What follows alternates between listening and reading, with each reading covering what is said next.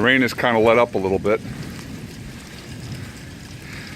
but you can still see the water coming through the wall. It washed out all this dirt, washed it down the hill, put itself down on the patio. Most importantly, if you can see here, you see how the bricks have started to fall away from the wall.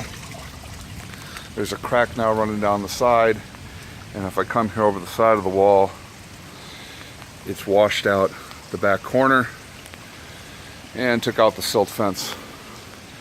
You can see how it's washed down the wall along the edge. A little concerned about that far corner.